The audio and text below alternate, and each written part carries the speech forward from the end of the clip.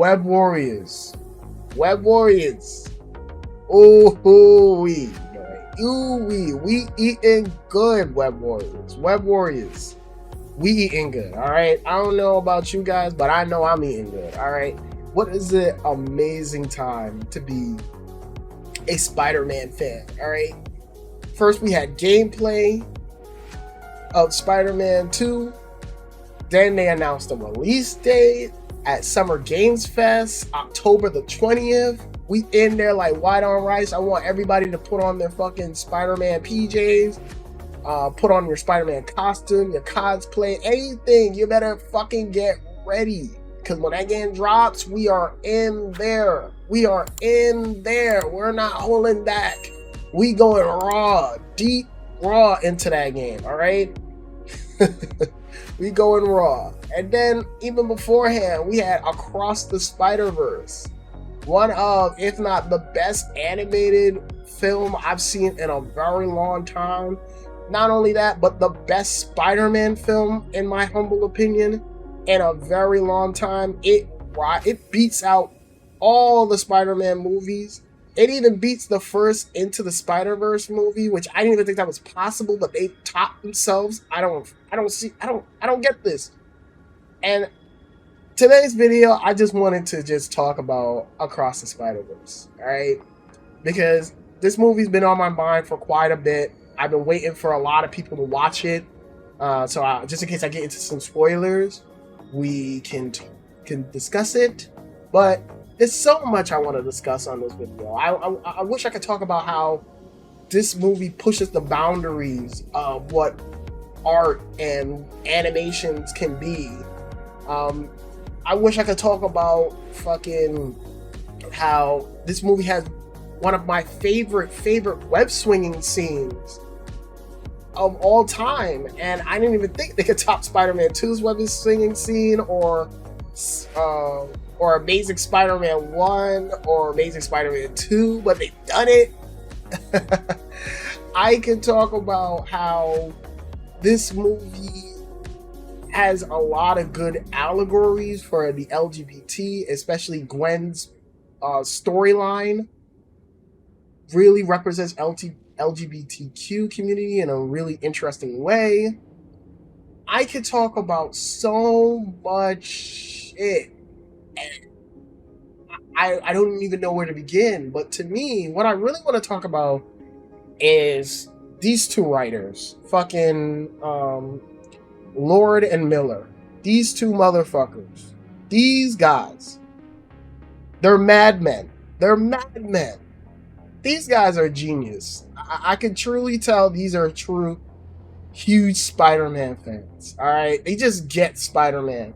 But one of the things I've noticed about both Into the Spider-Verse and Across the Spider-Verse is that these two guys not only do a great job of giving us Spider-Man tropes and Spider-Man archetypes that we've seen thousands of times through Spider-Man media and in the comics, and finding interesting ways to not only say something new about it, but in particular, and this is the key thing, finds a fascinating way to critique Spider-Man as a character without sacrificing Spider-Man in the process, without destroying or making fun of how Spider-Man has always been.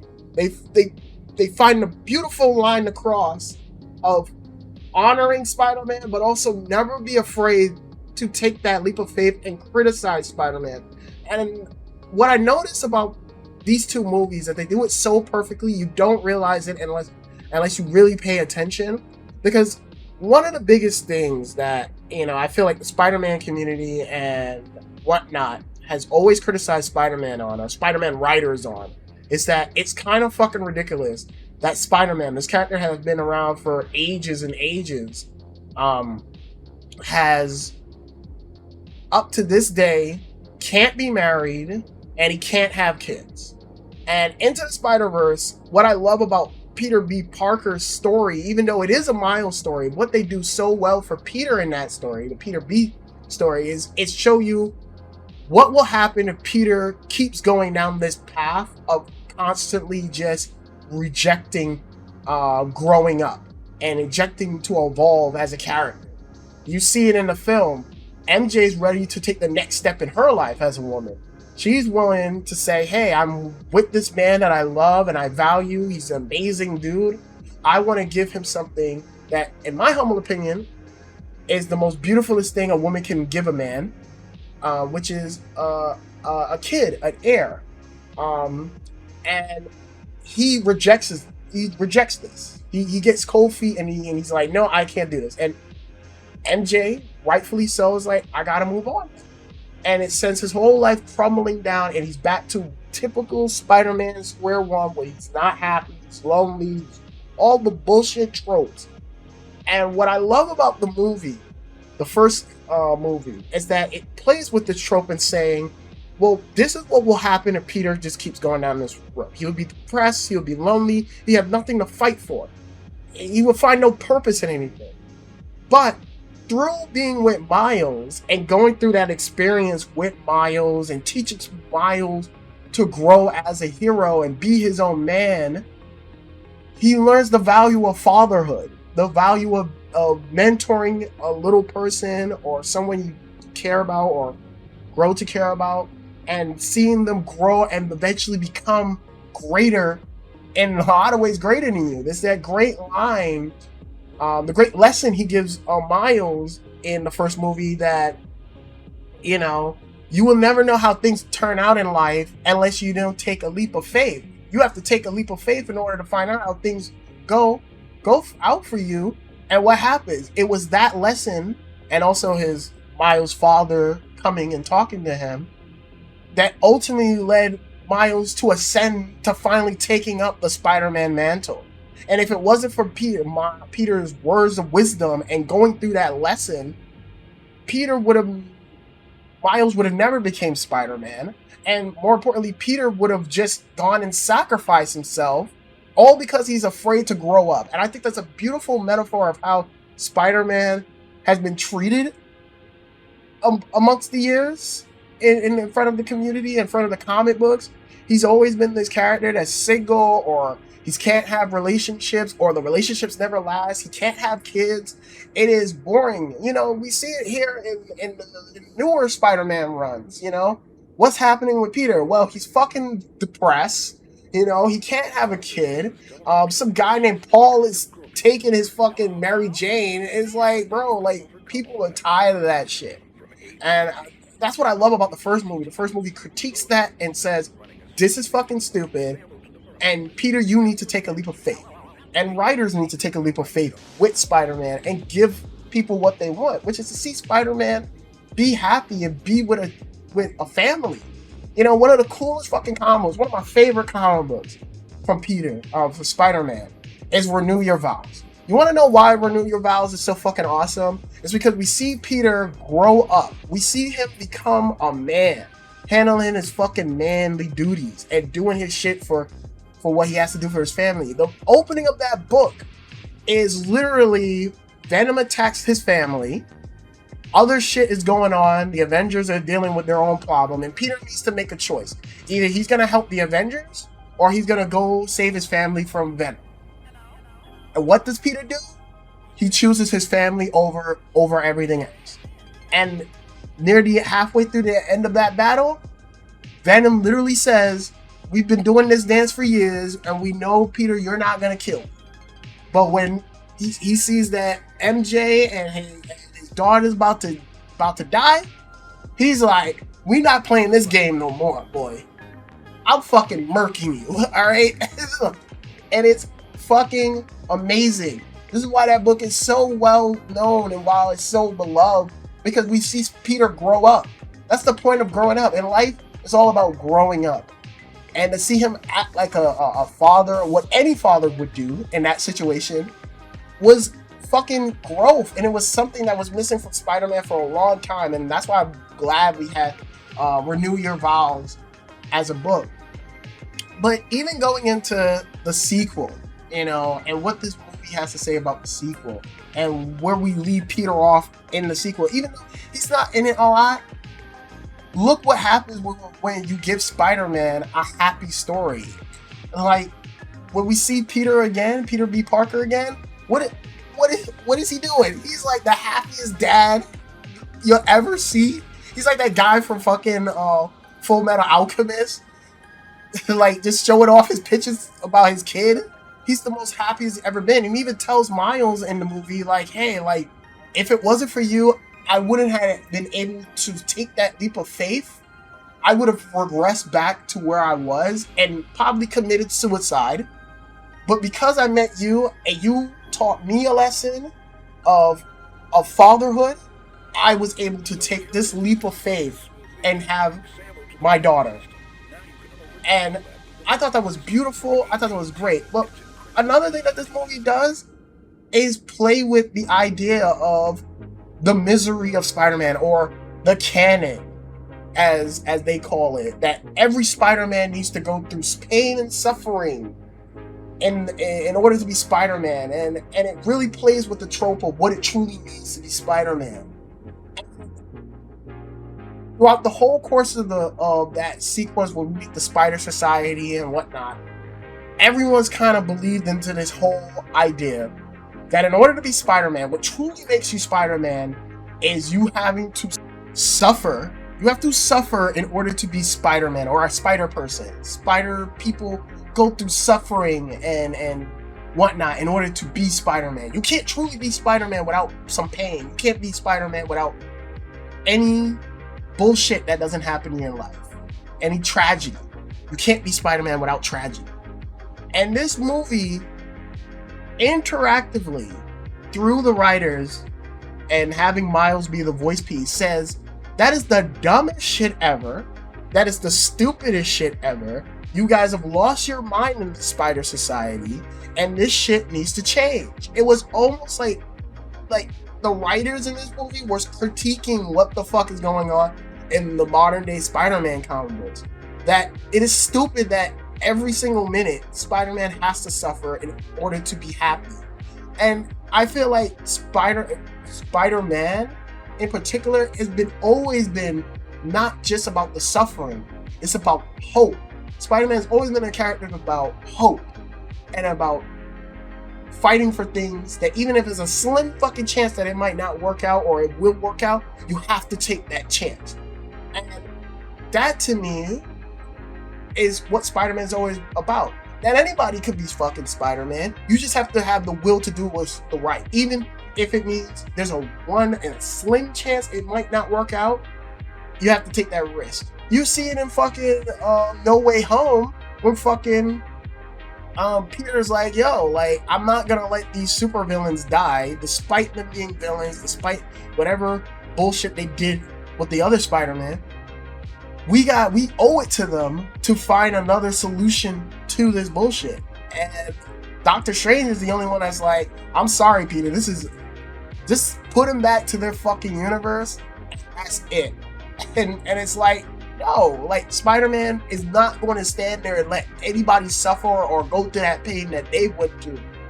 And for all of them to just agree to that, I felt like that was just the writers of Marvel editorials saying, well, this is Spider-Man. This is how Spider-Man has to be, and we can't change it. And it was almost like Miguel was one of the Marvel editorials people or the writers to say, no, we have to follow the canon. And Miles, you're not truly Spider-Man, which is a metaphor for certain people in the Spider-Man community that keep saying Miles is not Spider-Man and he needs to stop calling himself Spider-Man because he's not Spider-Man. Bullshit argument. And that's the dumbest fucking argument, but it was almost like Miguel is those two people saying, well, we need to keep on this track because this is the status quo of Spider-Man. This is how Spider-Man has to be. And we need to keep him like this. And what I love is that this movie literally says, no, that is the dumbest shit. In fact, Peter having to always suffer and not be happy is further from the truth of what it truly means to be Spider-Man. Spider-Man isn't about the suffering. It's about the hope. It's about the fucking having the will to do what's right, even if there's a 1% chance that things may not work out. And we saw that in No Way Home, and it led to Aunt May's death. That you still tried. That you didn't stand back and do nothing. That you had all this power, all this great power, and you decided to do something responsible with it. That's what it truly means to be Spider-Man. So, to have Miguel, which I find it very funny that Miguel's throughout the whole movie is saying that this canon event needs to happen and that we need to follow in the lines of what it truly means to be Spider-Man and all this stuff.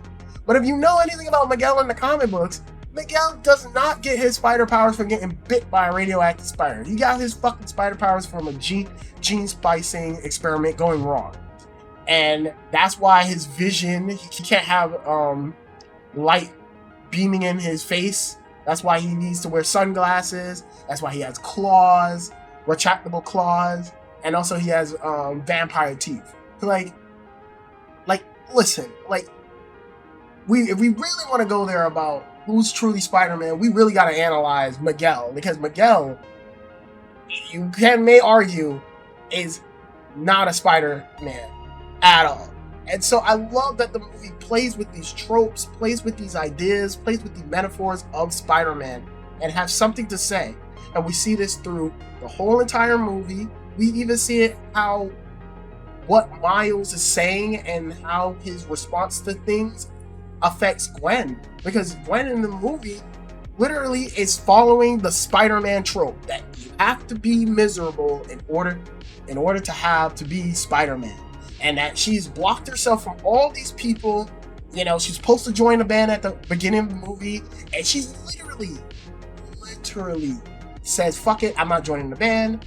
You know, I told my father about my secret identity, and that didn't work out. So, you know, of course, I believe in this bullshit too, but through the course of seeing what Miles is going through, and also reconnecting with Miles and seeing all the bullshit he goes through with the Spider Society, when she goes back to her universe, she's able to stand up and talk to her father and reconnect with her father and have that moment of vulnerability and open up on why she made that decision of being Spider-Woman, you know, and having the courage, and it led to them bonding again and breaking the cycle, breaking the Spider-Man cycle of you need to have pain and suffering in order to be cool. And I love that this movie fucking says this shit is dumb. And to me, this movie is just fantastic. This movie is by far my favorite Spider-Man movie, and it's all because it plays with these tropes, these larger-than-life Spider-Man tropes that he has to be miserable, he can't have a family, he can't do anything unless he's miserable. And this movie says, fuck that, that is the dumbest idea, that is the stupidest shit, and everyone needs to be like Spider-Man India. Happy, prosperous, and get everything they want out of life. And still do the right thing. That's what it means to be Spider-Man. Doing the fucking right thing. And I love the movie for what it has to say on it. We'll figure out what else it has to say in fucking Beyond the Spider-Verse. We'll see how it wraps up that critique of Spider-Man. But for the most part, I'm satisfied with this fucking movie. Still one of my favorite Spider-Man movies of all time. Shout outs to the team. I love this movie. Without further ado, this is going to end my video, this little rant. I'm sorry if I went on a rant about it. I was just waiting to get this shit off my chest. But all that being said, please like, comment, rate, all that fun stuff. And until next time, guys, stay safe, Web Warriors, and have a good one.